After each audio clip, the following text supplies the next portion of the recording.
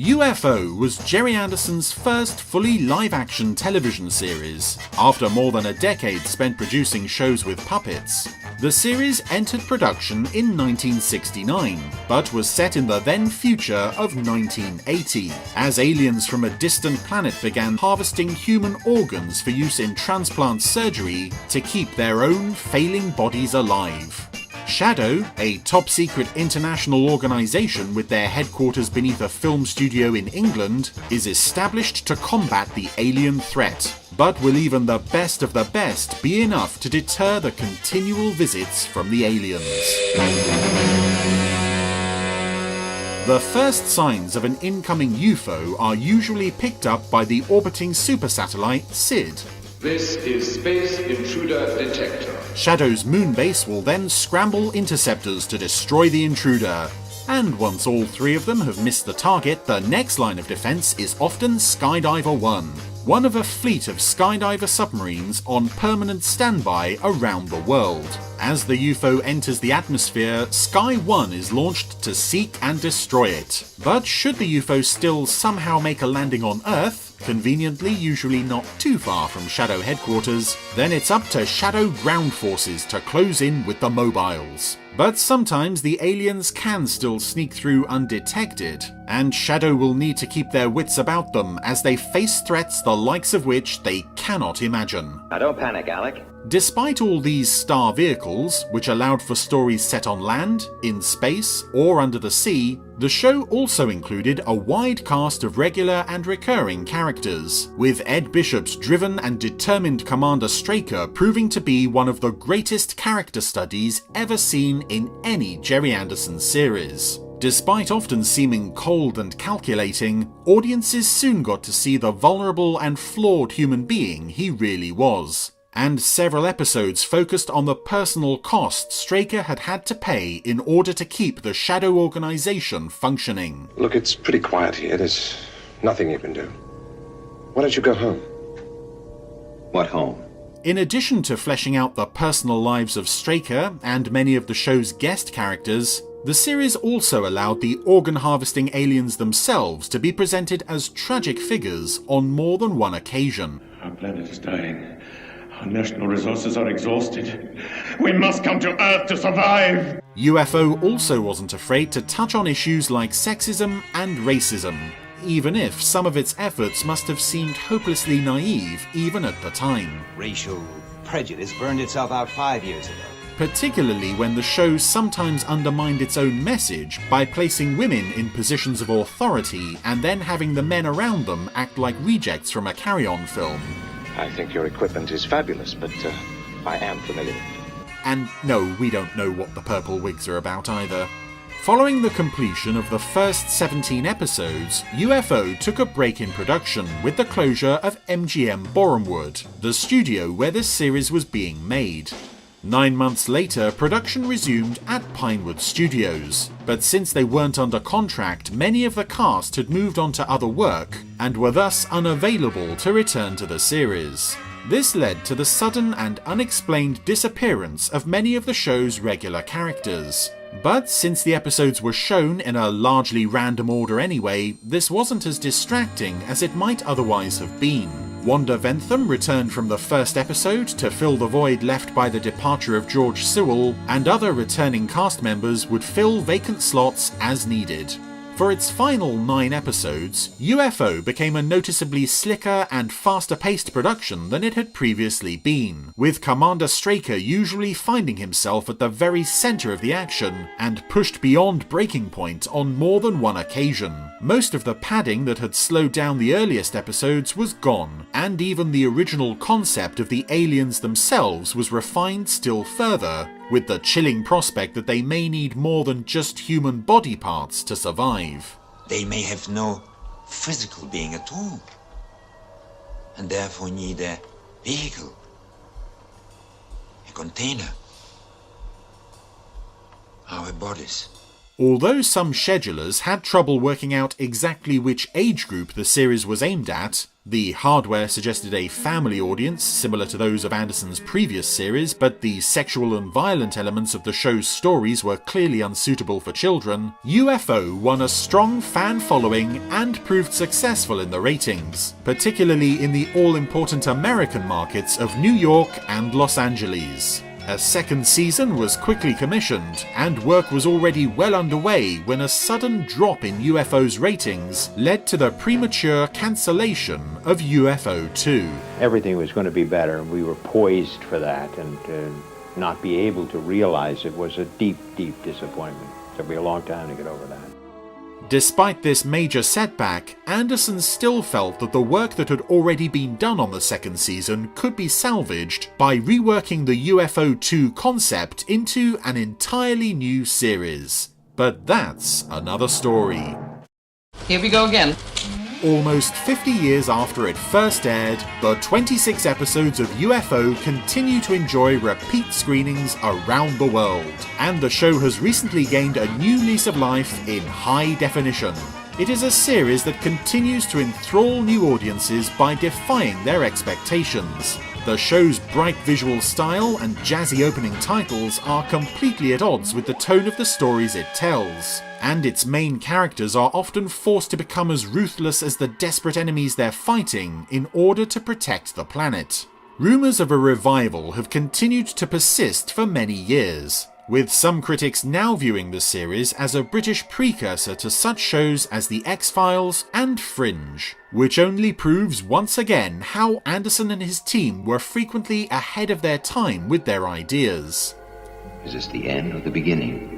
Whether or not we ever see a new 21st century incarnation of UFO, it looks like Earth of the 1980s will always be protected by Commander Straker and Shadow. I'll tell you how it's going to be.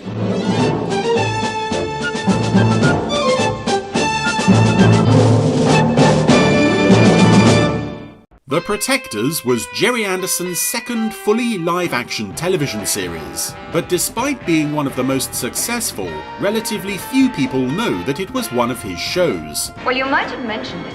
This is perhaps due to it not being the usual science fiction fare he was best known for, but instead a contemporary thriller series more along the lines of ITC's more conventional action shows like The Saint or Department S. That's correct. Salute. Sante. First airing in 1972, the series centered around an international detective organization known as the Protectors, established by American detective Harry Rule. Harry, it's good to see you. And swinging London, hello. We're not going to have much time to swing. We got an important assignment. Believing that a private organization could operate more efficiently outside of the law, Rule enlisted a network of protector agents in major cities all across the globe, but he would most often be seen working with two colleagues in particular. Rome-based protector Contessa Caroline Di Contini, essentially a live-action Lady Penelope, You quite obviously know all about me. and French protector Paul Boucher. Where'd you come from? Paris. Armed with their wits and ingenuity, together with a gadget or two, the Protectors are ready to take on the very worst of the world's criminal underworld. Crime is no life for a dog, George. The series was not an original concept of Anderson's, but instead one he was handed by ITC head Lou Grade shortly after production concluded on UFO. I see no reason why I should get involved. Is £75,000 a good enough reason? I see a reason. Grade also hired two of the show's three leads. My name is Napoleon Solo. Robert Vaughn, then best known to television audiences for his recent 4-year stint as Napoleon Solo in The Man from U.N.C.L.E., was to play Harry Rule. I still had a lot of problems in the United States in terms of everything that was going on there. And I was offered this television show in London that would be filmed in London and on the continent, in Europe. And I thought, well, this would be a good thing for me to be able to get away from the country for a while and work in England, because I always loved working in England. I just loved it. While Nairi Dawn Porter was cast as the Contessa Di Contini. Sounds as though it might be fun. Tony Anholt would play Paul Boucher. You let me know if you hear anything, all right? While also along for the ride were Anthony Chin as the Contessa's bodyguard and chauffeur Chino. Yasuko Nagazumi as Harry's secretary Suki. Mr. Rule's residence. And Harry's dog Gus. Throughout the 1960s, ITC heroes such as the famous Simon Templar and Danger Man John Drake had travelled all across the globe, but in reality, Roger Moore and Patrick McGoohan had rarely enjoyed the luxury of foreign location filming. However, as the 1970s dawned, Lew Grade was keen to change all that. His latest batch of globe-trotting action-adventure shows would be shot on location as much as possible. But in order to achieve this, productions would have to save money elsewhere. Of these 4 new shows, The Persuaders would be shot on 35mm film as normal. He makes it sound like we won first prize. Yeah. But the remaining 3, including The Protectors, would be shot on cheaper and noticeably inferior 16mm film. Your strategy, as usual, is transparently obvious. While the picture quality of the show certainly isn't the best, there's no denying that overall, the series benefited from being able to film in places such as Rome, Copenhagen, Venice, Madrid, and more over the course of its run. In our partner's varied career, was she ever on the stage? Why do you say that? Well, in the time I've known her, she's never failed to make a grand entrance. Further impacting on the show's chances of success was the requirement that each episode of The Protectors would run for just 25 minutes. Very little time. Despite this handicap, which often led to massive info dumps in order to get the plot going, Oh, wait a minute, let me get this straight. the very best episodes of the show proved that the shorter running time need not be a hindrance to good storytelling, even if some of the worst episodes do border on genuinely incomprehensible. Sometimes it is better not to question. The somewhat vague nature of the show's premise allowed the writers free rein to tell a wide variety of stories. Somebody just hijacked the mountain. Are you serious? From standard drug smuggling and kidnap plots to a standout story about post-traumatic stress disorder in a Vietnam War veteran. Young kids. They're just kids. And even to the occasional and largely misguided attempt at comedy, most notably in an episode directed by Robert Vaughn himself, which Lew Grade later correctly described as the very worst episode he had ever seen of anything. The series also enjoyed an impressive lineup of guest stars, including a large number of familiar faces and voices from previous Anderson shows. Nice grouping. Having 3 main characters also allowed for episodes to be written that spotlighted only 1 or 2 of them, so as to give the lead actors regular time off. This would prove to be a godsend for what would turn out to be a rather unhappy production, with many stories emerging over the years of on-set battles, such as Vaughn vs. Anderson, Vaughn vs. Grade, Porter vs. Anderson, and Vaughn's business partner Sherwood Price vs. everybody. Get away from me! Despite behind-the-scenes problems, The Protectors performed well in the ratings in both the UK and around the world, so much so that a second season was quickly commissioned, albeit with some minor changes to the format. Did you do that? The characters of Chino and Suki were dropped, as was the computer bank prop on the set of Harry's apartment, and no further mention was made of any other Protectors beyond the 3 main characters. The tone of the stories became more serious than those of the first season, leading to frequent downbeat endings that often featured somebody sobbing over the body of a loved one. But this hinted that perhaps the writers were aware that the era of the TV globe-trotting playboy super spy was coming to an end, and knew that the show would have to adapt in order to survive. All planned out. The public was still hungry for more, and things were all set for a 3rd season when co-financiers Fabergé pulled out of the production at the last moment. The Protectors had solved their last case. Well, yesterday is now the past. Despite this abrupt cancellation, The Protectors still holds the distinction of being the Gerry Anderson series with the highest number of television episodes currently in existence, at 52. All right, Harry, you've had your happy ending. Now what about the rest of the story?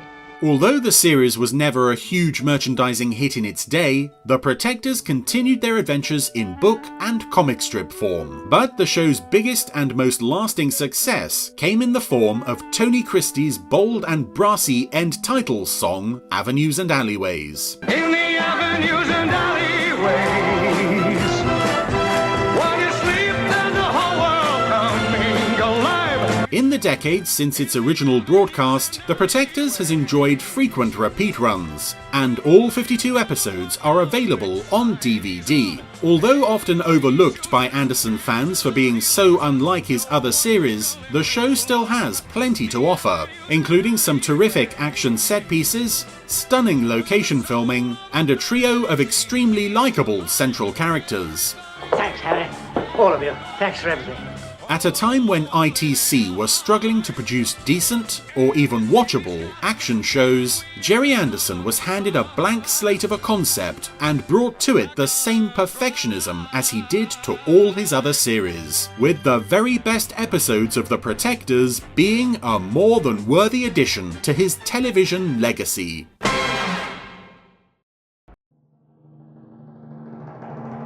Space 1999 entered production in 1973 and would run for 48 episodes over the next 2 years. 48 hours. It's time for a close look. The series followed the adventures of the inhabitants of Moonbase Alpha, a human colony stranded on the moon after it gets blown out of Earth's orbit by a massive nuclear explosion. We have been completely cut off from planet Earth. Hurled off into deep space, the Alphans must now struggle to survive in an overwhelmingly hostile universe long enough to find a new planet to call home. A return to Earth is out of the question. While also exploring what it truly means to be human as their journey continues. Right across the universe. Born from the beginnings of a second season of UFO, the initial concept for Space 1999 went through many iterations before taking its final form, which maintained the pessimistic streak of its predecessor while also exploring abstract metaphysical concepts regarding humanity's place in the universe in a way that no previous Anderson series had ever even touched upon. The giant leap for mankind. It's beginning to look like a stumble in the dark. The show also delivered visual spectacle on a level never seen before on television, with breathtaking model effect sequences that lent an even greater sense of drama to the show's high-concept stories. These included conflicts with alien races, black suns, and most memorably of all, flesh-eating monsters haunting deserted spaceships. The show would also star two of the biggest names yet connected with any Gerry Anderson production, with the casting of husband and wife duo Martin Landau and Barbara Bain in the lead roles of Base Commander John Koenig and Chief Medical Officer Dr. Helena Russell. Space 1999. It's going to be a very good year. Always on hand with a theory or two was Barry Morse as Professor Victor Bergman. John, I just don't know. While the rest of the cast included Prentice Hancock as Deputy Controller Paul Morrow, Xenia Merton as Data Analyst Sandra Benish, Anton Phillips as Dr. Bob Mathias, Clifton Jones as Computer Specialist David Carno, and Nick Tate as Captain Alan Carter, Chief Pilot of Alpha's primary mode of transportation, the Eagle Transporter. Did you ever see such a beautiful sight? This iconic spacecraft was an instant favourite with fans of the show, thanks to its attractive yet functional design, and created one of the most popular hobbies of any Space 1999 viewer, counting how many Eagles get absolutely trashed over the course of the series. 1, 2, wait a minute. Along with the thought-provoking stories and dazzling special effects, the series also boasted a superb lineup of guest stars, including Peter Cushing, Christopher Lee, Joan Collins, Leo McKern, and Brian Blessed. What a future! And while the critics might have poked fun at the idea of the moon flying off into space, the show's fans soon learned to pick up on hints that this might all just be part of some larger plan.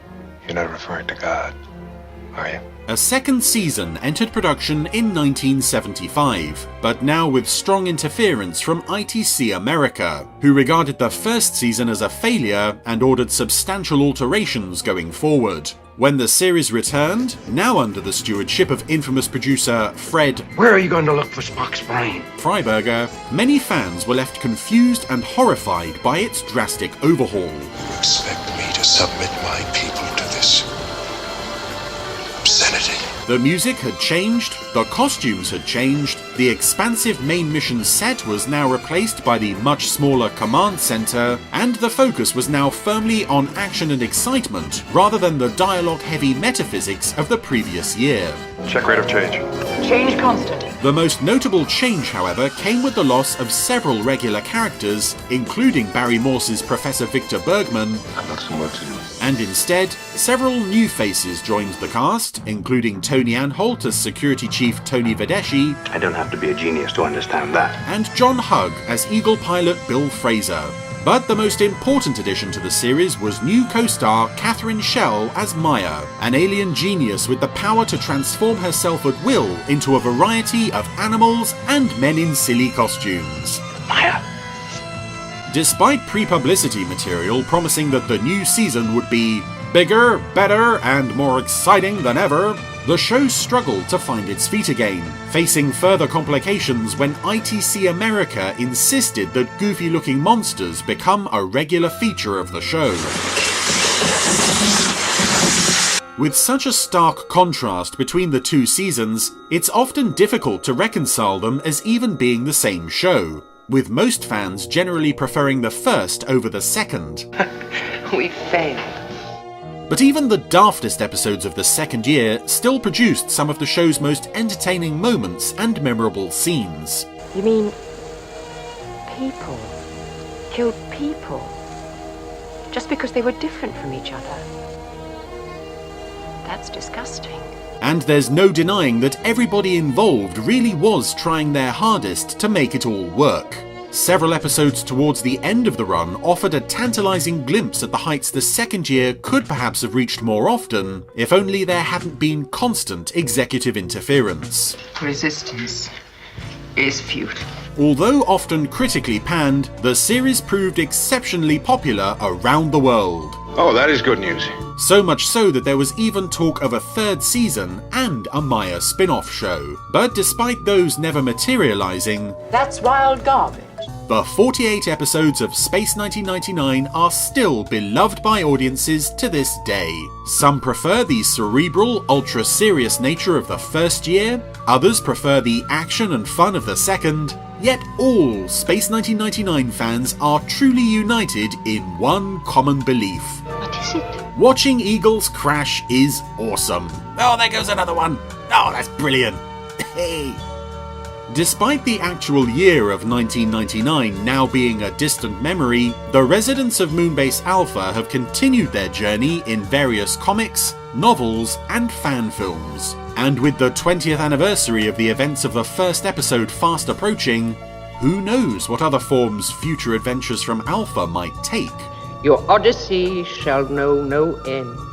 Regardless of what the future may hold for Space 1999, the original series will always be celebrated for telling the kinds of stories that had never been seen on television before, supported by equally unprecedented feature film-style visuals. Space had never seemed so dangerous until 1999, and while it's easy to dismiss the second season as a poor successor to the first, there's still much to enjoy about it if you're willing to appreciate it on its own terms.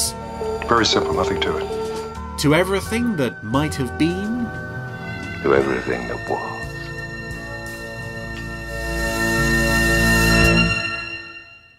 Space Precinct, Gerry Anderson's fourth and final live-action television series, was launched in 1994. All right, people, settle down. Set in the not-too-distant future, the show followed the cases of the officers of the Precinct 88 station house, set in geostationary orbit over Demeter City on the planet Altor. You fellas are from New York. You don't know really bad neighborhoods. Two human police officers, Lieutenant Patrick Brogan and Officer Jack Haldane, have recently transferred to the force from the NYPD and are now struggling to come to terms with life on an alien planet. There's nothing normal here. At least Zill's normal. Among their new colleagues are human officer Jane Castle and her Tarn partner Took. This is what I think you should do. I'm not listening. Sergeant Fredo. Hey, bumbling Creon officers Orin, Romek, and in early episodes Beazle. Hey, Shlomo, come to Papa. And robotic secretarial assistant Slow-Mo. Who said office work was dull? While Captain Podley does his best to keep the team running smoothly. You fellas are going to need a better story than that if I'm going to save your butts this time.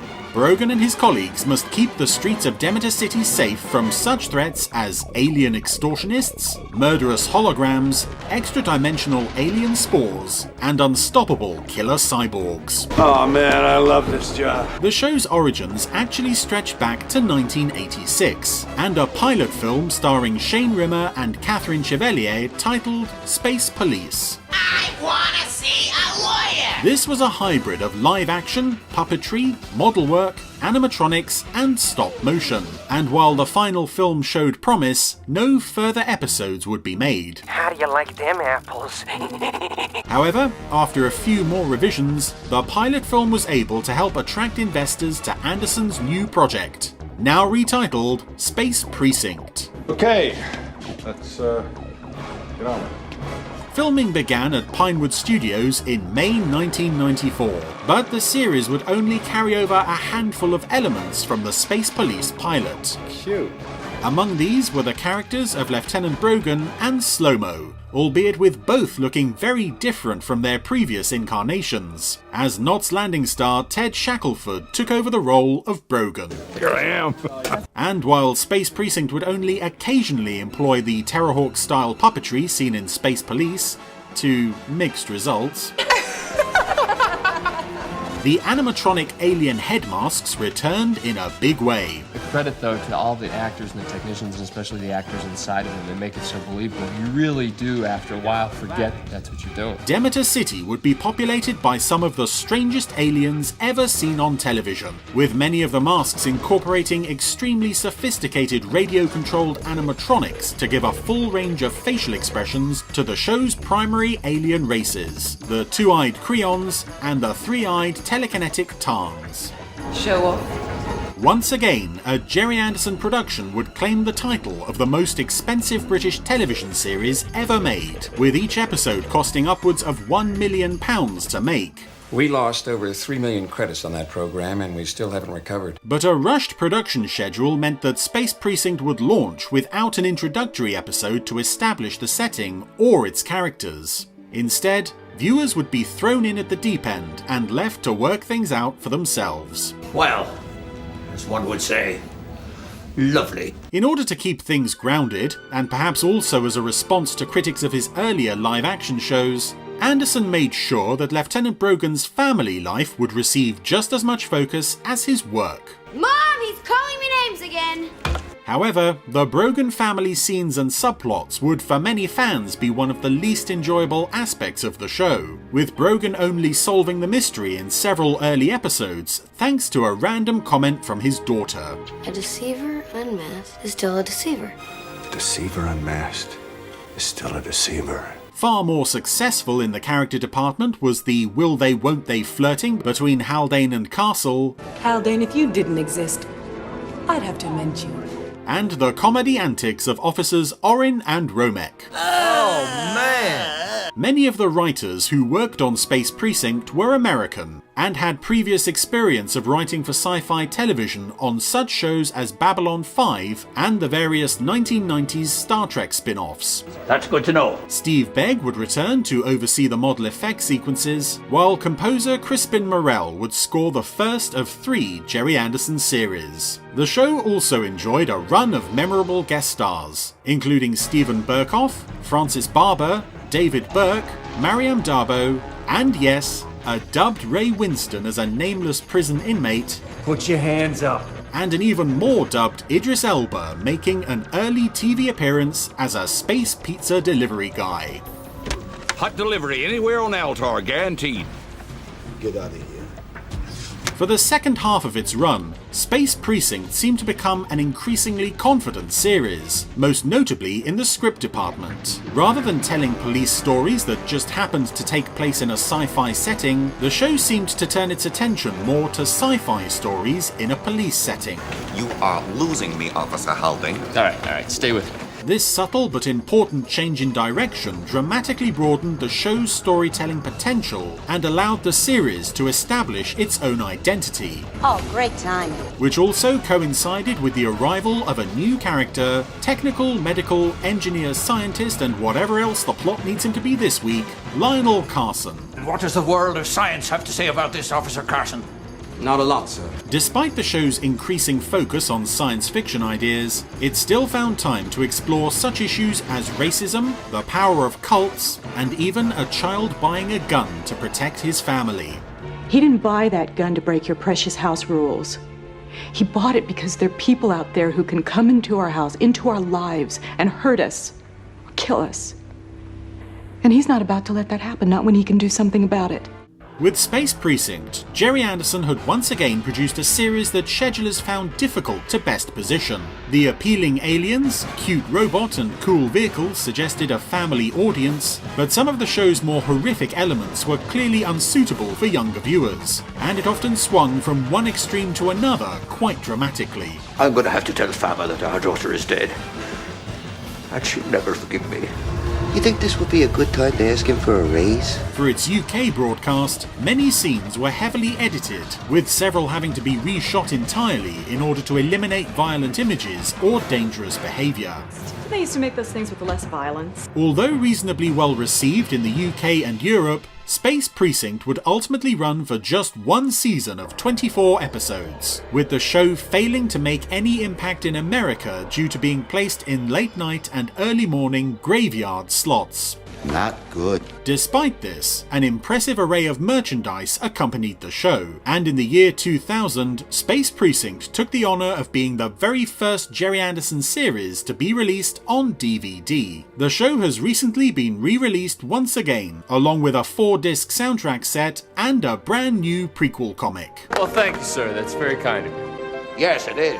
Much like Terrorhawks, the earliest episodes of Space Precinct are often a difficult watch that aren't entirely representative of what the show eventually became. I'm not quite sure how to respond to that. But even its weaker episodes still have the benefit of an engaging cast of characters and high production values. I've never seen anything like this on television. It's really incredible stuff. Once the series found its feet midway through the run, it consistently offered exciting action and engaging stories. And the show is quite rightly still enjoyed by its many fans. Weird. With newcomers to the series also delighting in its offbeat style and outlandish characters. Gotcha. 25 years on from its first broadcast, Space Precinct remains a unique and highly enjoyable addition to the Gerry Anderson universe.